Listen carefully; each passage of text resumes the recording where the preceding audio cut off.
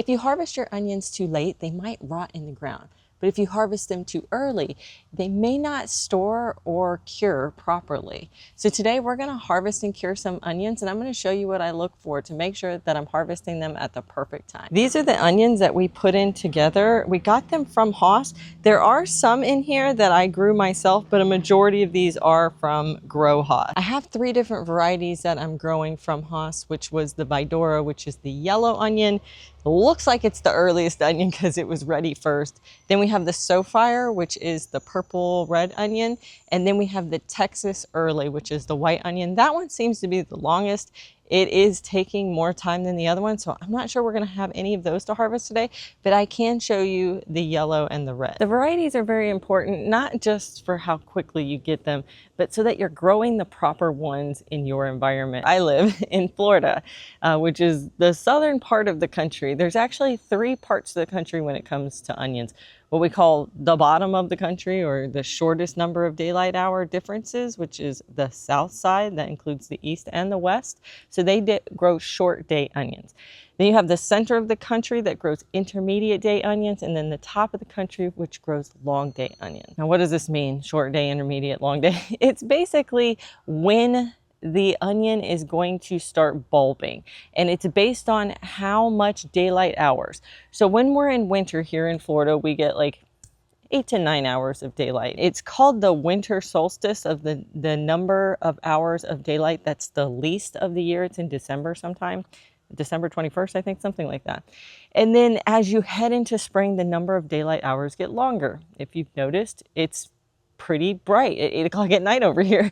It didn't used to be. In winter, I mean, it was getting dark at like 6. It was weird, right? It happens every year. But as you move into spring and into summer, you're gonna see the number of daylight hours lengthening to the maximum. I think here in Florida gets to like 12 or 13 hours. So short day onions say, I'm gonna start bulbing at the 10 to 12 hour mark. And so you want to grow the plant as large as you can get it in winter into spring, so that it's nice and big and green and leafy, so that when the number of daylight hours hit that triggers these things to bulb, you get a big bulb. The size of the bulb is determined by the thickness and the number of leaves and everything of the plant. Now, if you were to grow short day onions up north, you would not have enough time, because what would happen is you can't put your onions in until the ground is warm enough, right? Here in Florida, I can put onions in whenever. The ground is always warm enough. But if you're in like North Dakota, your ground isn't going to be warm enough until like, I don't know, guys, what is it? May, June, July? I have no idea. But by that point in time, the number of daylight hours are at their longest, which means you're not going to have a lot of time for the onion to grow a nice sized set of greens. And so at that point, it's going to start bulbing before the greens get to their mature state. That's one reason why they want to grow long day onions up there, because they want to wait till it gets to like 16 hours of daylight before their onions start to form their bulb, to give them the longest amount of time possible to grow the top part of the onion so they get nice big onions. Hopefully that makes sense. So all the ones that I mentioned are all short day onions. It's the only ones I grow down here. I did once grow a long day onion before I knew, right? We all did it. And all that it does is it never forms a bulb. It just becomes like this really giant green onion. It's one of my very first videos. If you go like way back in the catalog, one of my very first videos is talking about the difference between onion seeds, starts, and sets. You definitely want to check out that video. But in that video, I harvested an onion that happened to be a long day. I didn't realize it at the time. But when I pulled it up, I realized, oh, it's never gonna bulb. I got the wrong ones. So don't make my same mistake.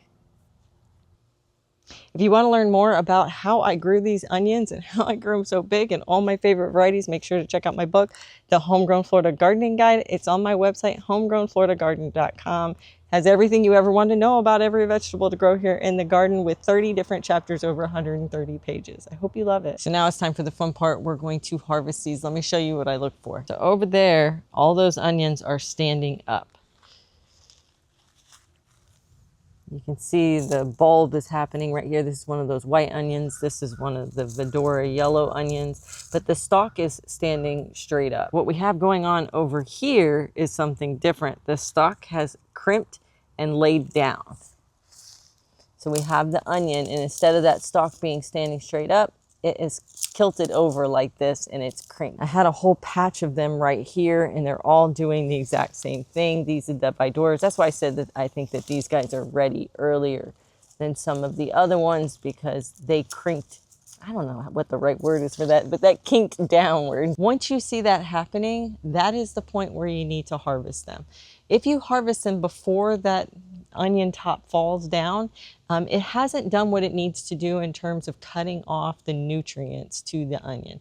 So when it kinks down, that little kink in the little fold at the base of the onion basically stops the nutrients. And at that point, it's as mature as it's going to get, and it's cut it off from nutrients.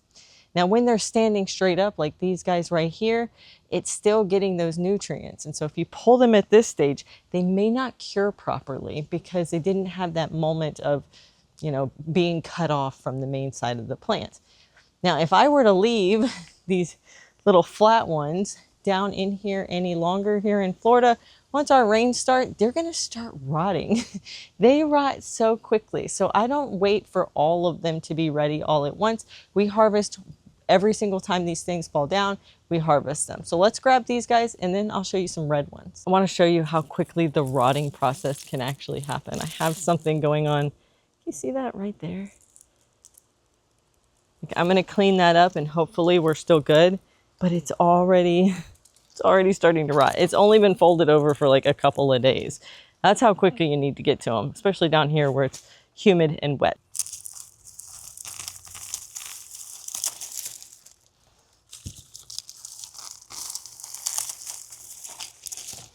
Gosh, this one's a monster. Look at that thing. It's huge.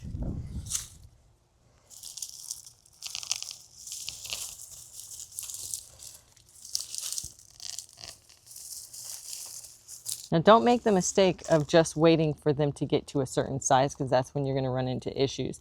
I have some right behind me that are the red Sofire.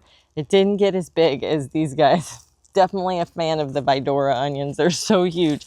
But I have some red ones that are decent size, but the tops have fallen over. And if I were to just leave them in the ground in hopes that they're going to get this big, that's never going to happen. For one, it's a different variety, but two, once the top fold over, they're not getting any more nutrients. They're not going to get any bigger. So let's harvest those as well. So right in here, you can see I have one that has folded over right there. Let's see if I can get you better.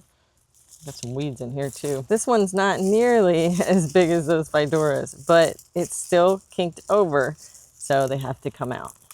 Still pretty good size onion for especially a red or a purple onion. This one next to it looks kind of smaller,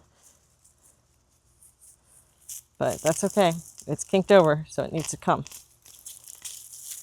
That's pretty good. Actually pretty good size. Keep hunting around and see if we find any more, because I got these things planted all over the garden. On the hunt for folded onions. Oh, there's one right here.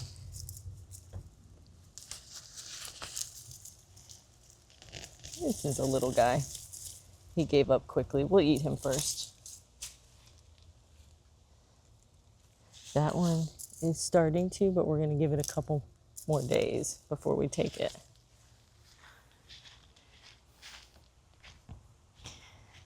Also have some onions here. This little guy.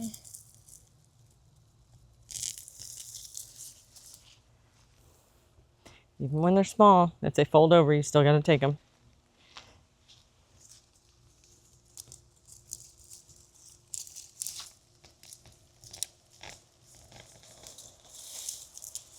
Root system on that bad boy.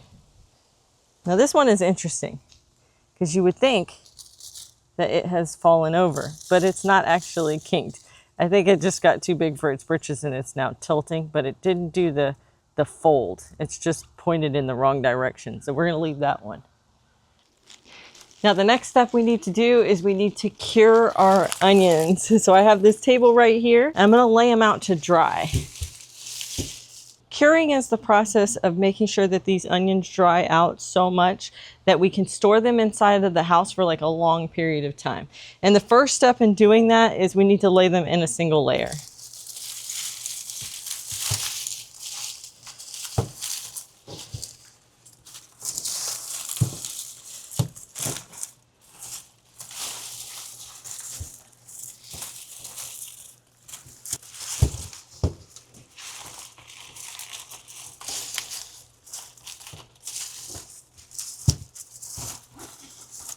I could fit a lot more on this table, but I'm gonna leave it like this because this is all we have to harvest today. But as I harvest more, I'll just keep adding them here.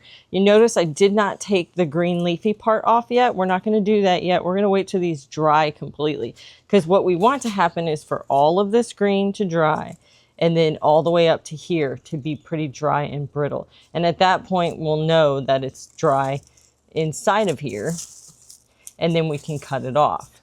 And then we can store it inside as well. And I'll show all that as we get to that. Once these dry, I'll show you how I basically hang them. I think that they store pretty well in a Florida home when they're hung versus when they're just like stacked. Or, you know, where you cut the tops off and you put them in like a milk crate or something like that. I just feel like when you hang them, it allows them to have better airflow, and it does decrease how quickly they sprout. Now, some of these are naturally going to sprout faster than others. The yellow Vidora is going to probably sprout the first. Then the Texas early white will go next, and then the reds are the ones that should last me the longest. Hopefully I would love to get 4 to 6 months worth of onions out of these. Once they start sprouting, you can do two things. Number one, I like to put some of them out in the garden so that I can get seed for next year once they sprout. And then others, I chop up and I either freeze dry them or freeze them. You can dehydrate them as well.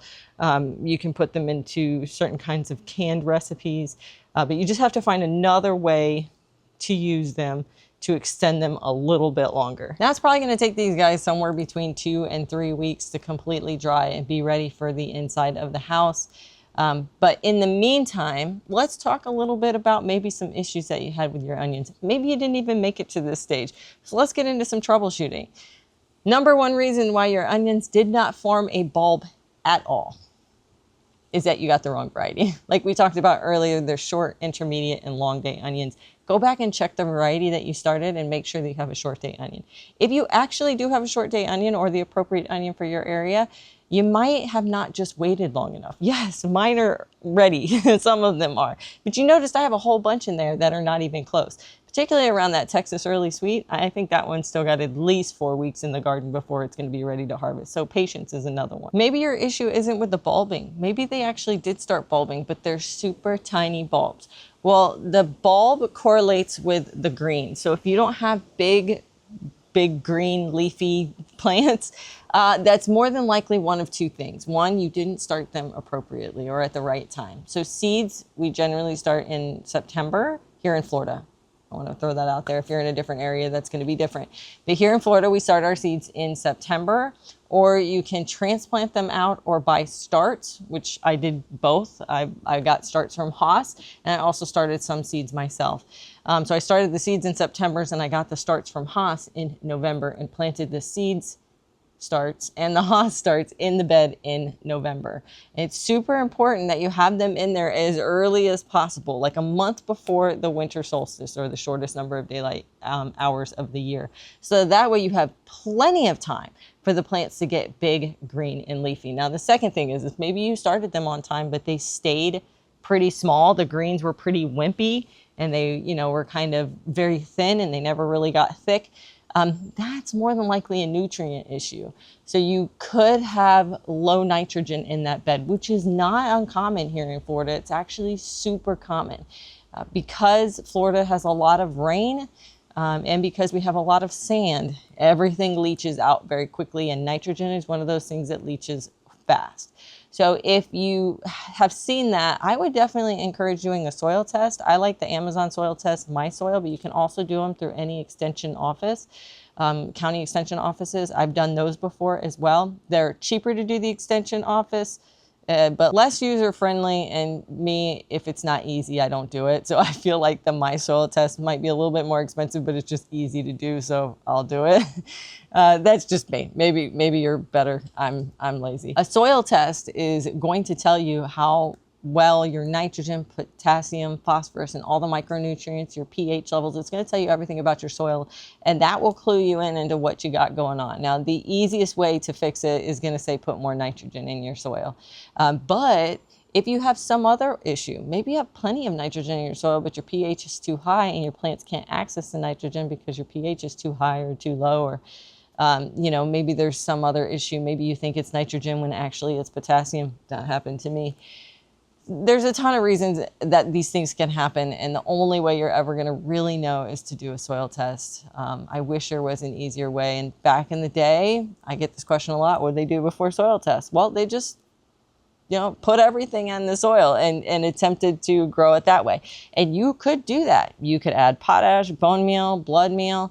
You could add Jack's 10-10-10, 20-20-20, just knock everything at it. But then you're talking about spending a lot of money and a lot of time and possibly leaching a lot of nutrients, which is a waste of money, but it's also like really bad for our environment, especially here in Florida with the red tide in our waterways and stuff like that. So you don't want to do that. And since we have this mechanism being able to test our soil, I feel like that is just the easier way to do it. And once you do it once, guys, trust me, you will thank me, and you'll be like, you know what, I should have done this years ago. And it'll be so much easier. It's going to be so much less cost. You're not going to be fertilizing every single week. You're going to just put it down and then walk away and never have to deal with it again. Okay, I'm off my soapbox. It was a lesson that took me a long time to learn, so I get down in there sometimes. But it is a nutrient issue if you're not getting those big leafy greens. And if you don't have the big leafy greens, each leafy green relates to one of the layers of the onion. You're not going to get a big onion, and that's probably why. If you had a different issue that you want some help with, head down to the comments and leave a note. I will try to answer as many as possible. Or this great community that we have built will jump in and answer that question too. Thanks so much for hanging out with me today. I got maybe a third of the onions. We've got another 2/3 to go. So it looks like we got a really, really good onion harvest this year. Thanks for hanging out with me, friend. Happy gardening.